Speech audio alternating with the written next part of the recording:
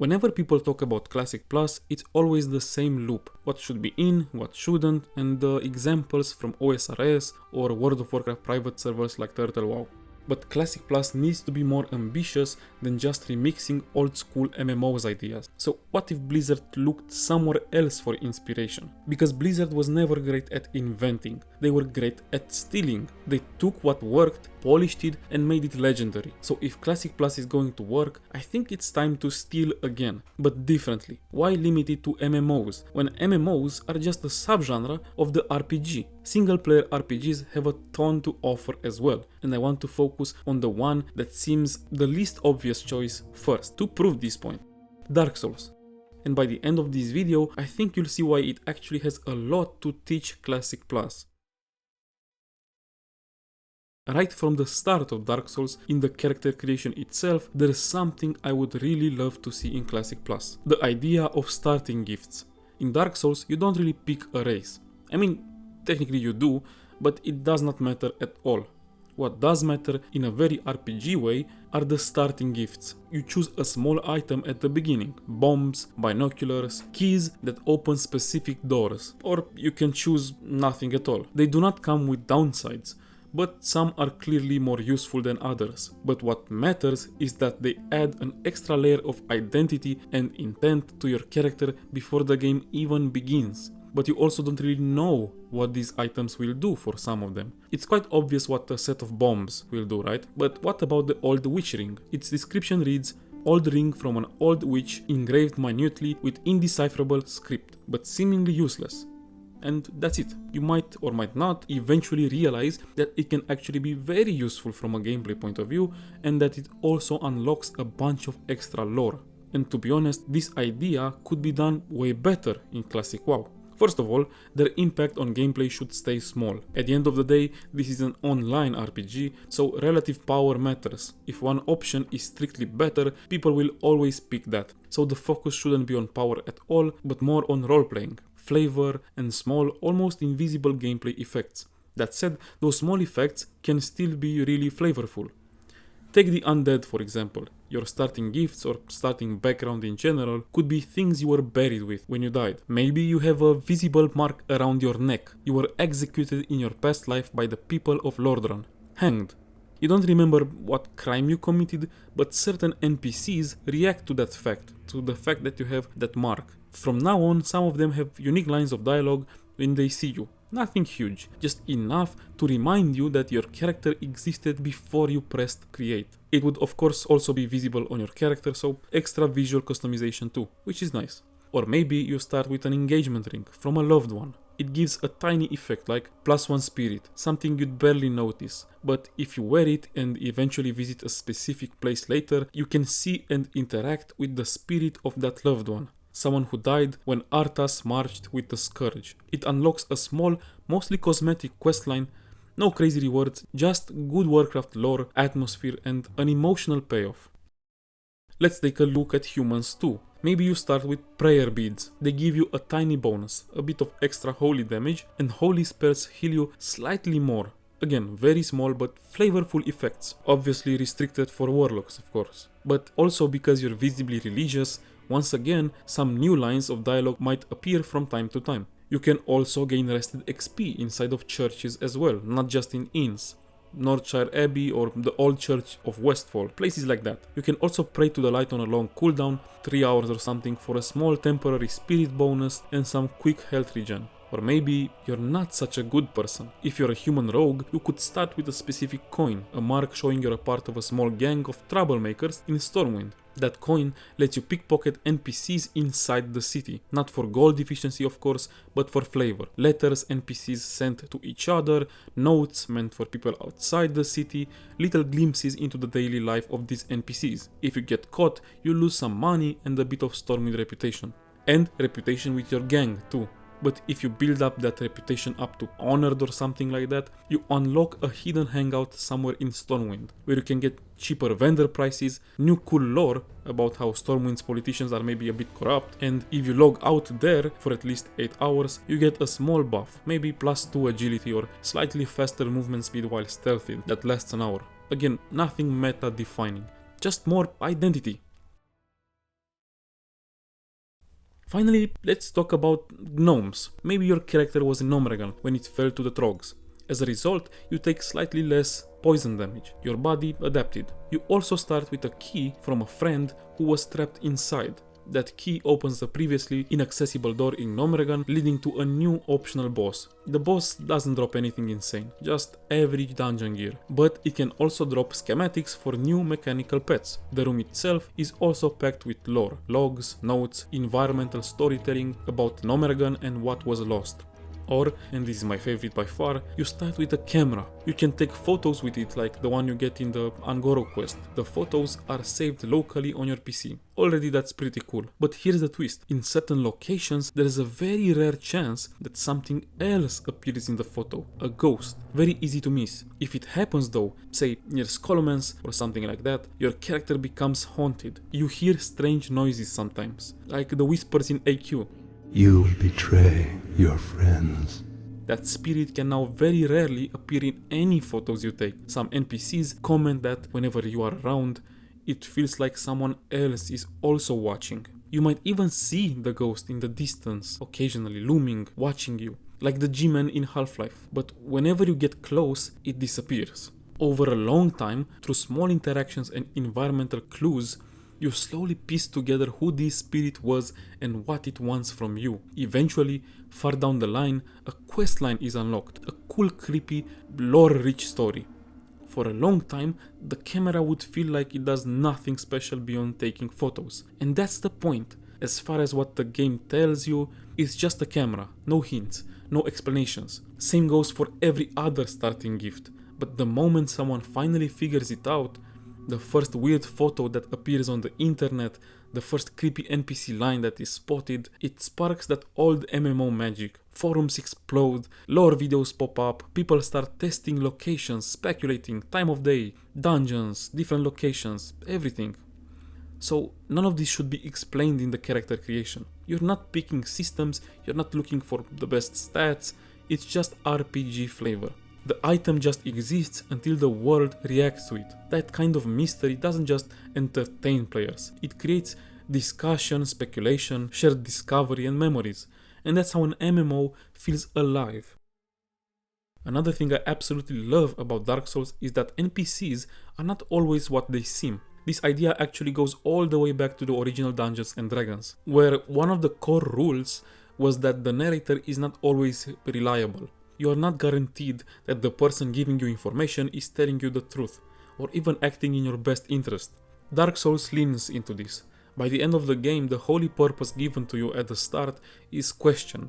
It's no longer clear what the right choice is, or whether any of the NPCs were ever honest with you in the first place. And the game never gives you a clean answer. You're left to figure it out yourself. I think that kind of uncertainty would work incredibly well in Classic Plus.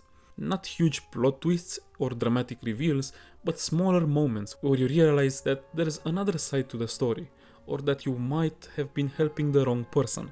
And WoW actually did this before. Fendral Staghelm in Darnassus asked you to collect Morrow-grain during Vanilla. Much later, during Cataclysm, we find out that he was using it to keep druids, including Malfurion, trapped in a magical slumber, to try and spread corruption through the Emerald Rim. The very item you helped him collect in Vanilla was part of that plan. Obviously, we shouldn't wait 10 years for that payoff like Blizzard did in Cataclysm, but Classic Plus could add small hints much earlier, environmental details, strange dialogue, or subtle NPC reactions that make you question what your help is really being used for with a few of the quests. Even simple quests could benefit from this. Take the NPC in Lakeshire who asks you for fish. A quest I always found painfully boring. What if after completing it you hear NPCs complaining about disgusting stink bomb traps around the town since the guy showed up? Suddenly you realize that the guy wasn't cooking at all, he was just a prankster and a jerk. Or the stolen silver quest in the Barrens. An orc claims that raptors stole his silver, which already sounds weird. How do raptors steal your silver? So what if you could find a note near the stash proving that the silver was never his? Now, you can still turn the quest in like normal or return the silver to the rightful owner for a different reward and unique dialogue. Stuff like this would reward players for paying attention, exploring and actually reading quest text. It puts the focus back where it belongs in Classic, the world itself. It would reward you for getting immersed, for paying attention, reading quest text, going slow, and being part of this world entirely. What can be better for Classic Plus than this? And that leads me to the next point. I've talked about this idea before in another video, how the way Dark Souls tells its story would work very well in vanilla. Dark Souls delivers its lore in two main ways: environmental storytelling and item descriptions. You almost never get massive lore dumps from NPCs, and cutscenes are very rare. But the lore is absolutely there, a lot of it, if you're willing to put in the effort to find and understand it. Every location and every item adds a small piece to the puzzle, helping you understand the world better. Not just the final boss or some godlike figure, but the world as a whole. And the funny thing is, vanilla already works like this. People love to talk about Classic as if it's a game with no story or lore at all. And that's not true. The lore is there, it just isn't laser focused on a single main villain. The story is about Azeroth itself, not one big bad guy like every expansion since TBC. And that's good. That's exactly how it should stay. What Classic Plus could do is lean into this by adding more lore to the random items you find across Azeroth. World of Warcraft has always had flavor text on items. It's just a rarely used thing. There's no reason it couldn't be expanded. Imagine fighting demons in Ashenvale and they drop their usual trash loot. Fellhound hooves, shattered Felguard, armor scraps, demonic junk. Now imagine those items having short bits of lore in their description about demons, the Burning Legion, Sargeras. Suddenly, if someone kills enough demons with zero Warcraft lore knowledge beforehand, they can slowly piece together what the Burning Legion is, why are there demons in some places on Azeroth, and what their deal is, without ever leaving the game or breaking immersion. And this of course applies to everything. You would be rewarded with lore just for playing the game, for exploring new areas, for finding new enemies. Every mob becomes a small window into the world. For someone like me who loves the old school Warcraft lore and vibe, the world would feel fresh again. Every new enemy would be so exciting. What can I learn here? It's basically Pokemon but for lore nerds. And if you don't care about any of this, there should be an option to toggle it off. You loot the item and move on like you always did. No one loses. But if an undead drops some strange object, why not let me learn a little more about the Scourge? Here is an actual cool example. Cookie in the Dead Mines. First of all, how the hell did the Defias end up with a Murloc as a cook? Second, why are all his drops cooking related, and why can he drop a cat? Was he planning to cook the damn cat? Was the cat terrorizing the Defias parrots and he caught it, or was it just his friend?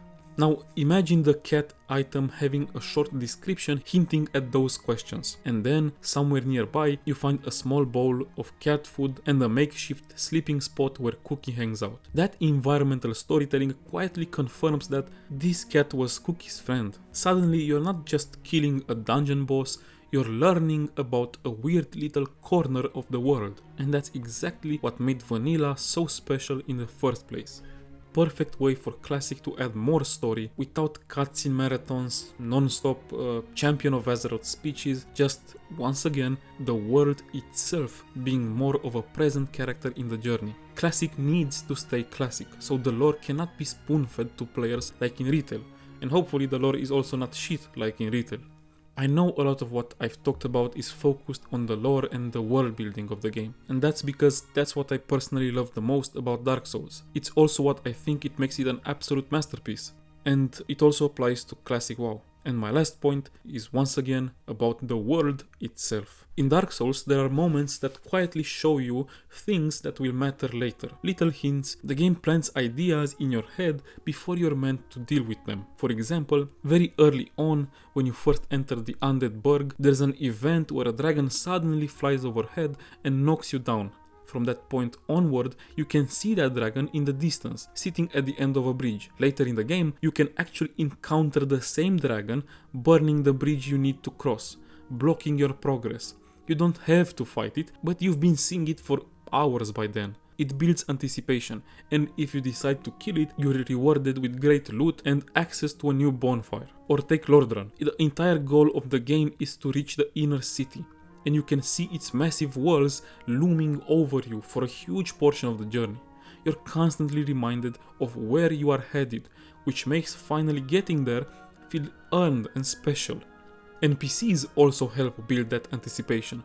The Crestfallen Knight talks about Blighttown like it's a place so awful he'd rather die again than ever return. And you eventually have to go there.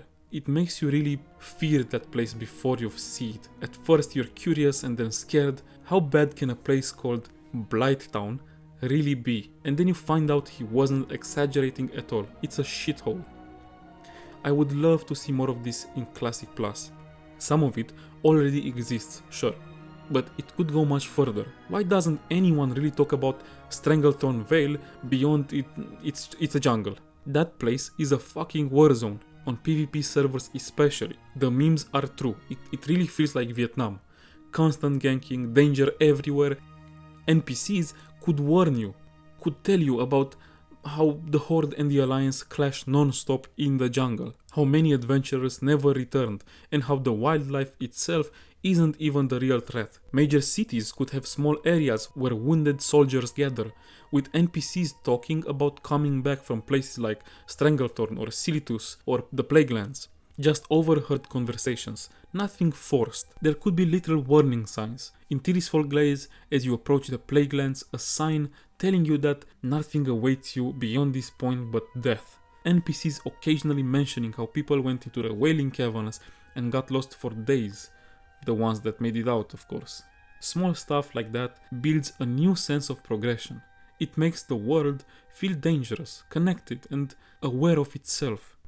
And of course, the best thing that World of Warcraft could ever learn from Dark Souls is better damage sound effects.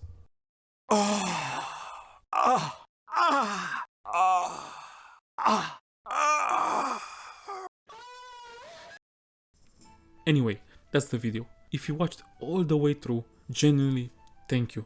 It matters more than you probably think. If you liked it, please consider subscribing and leaving a like. Let me know what you think in the comments. I read and respond to almost all of them all the time. Until the next time, peace.